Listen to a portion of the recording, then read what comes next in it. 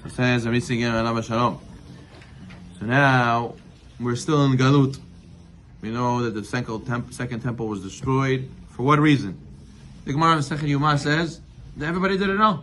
Nobody knew what was the reason. Everybody had to ask Hashem.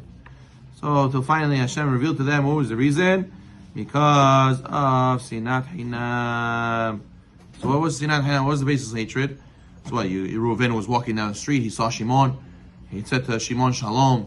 And Shimon said, "Oh, I hate you for no reason." That's what it was? No, obviously not. So that's not normal people. So what does it mean, basis hatred?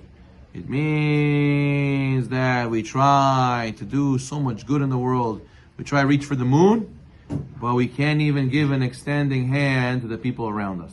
Meaning to say that small little bumps in the road we had with people don't allow us to be the good person we could with that person.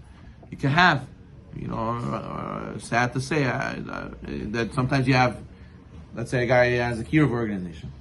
Let's say a guy is doing a big mitzvah and he's giving out certain things.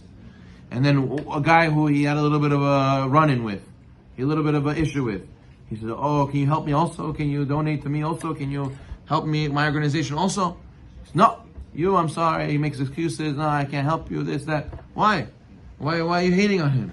"No, because one time he said to me, and because he's taking away from my parnasa." What do you mean parnasa? Parnasa is from Hashem. What do you mean? This is a nonsensical reason for to hate me and to act like you hate me. The Gemara says that hatred doesn't have to be so intense. It says even if you see a guy 3 times in a row and you don't say hi to him, 3 days in a row you see him, you didn't say hi to him in all those 3 days, it's already considered you hate him. Now if the guy kills him by accident, he doesn't get the right to go to Ir Miklat, doesn't get to go to the right to go to the city refuge till the Kohen Gadol dies. He has to go and he doesn't get that zechut to be protected from the Gol Adam. Why do you run to the city refuge? So the family members can't kill you. They can't kill you in the city refuge. But you don't get that zechut. Well, you didn't say hello to a guy 3 days in a row. That's a sign of hatred. So for a person has to know, hatred doesn't mean like crazy hatred. You already have dislike. You hate him a little bit in your heart and you start acting with him different because of that. Your behavior changed. So that means that's a sign of baseless hatred. So therefore what? Therefore a person has to know, fighting over a parking spot, pushing, shoving, shouting, taking someone else's stuff, all these things is considered sinat hinam. So what happens? So a person has to know that our sages tell us, why did Hashem put us in the Galut Mitzrayim?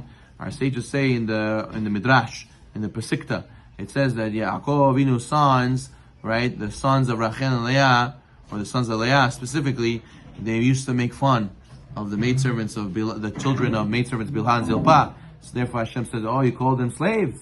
All of you are going to be slaves." So you see that even how you talk to somebody, insulting somebody, that's also considered enough to go to the Galut Mitzrayim. Now, the first temple was rebuilt after 70 years. The second temple is still 2,000 years, it still didn't rebuild. Why? So the Gemara says because people think, they didn't know what was the destruction of the second temple for. They didn't know, they didn't realize.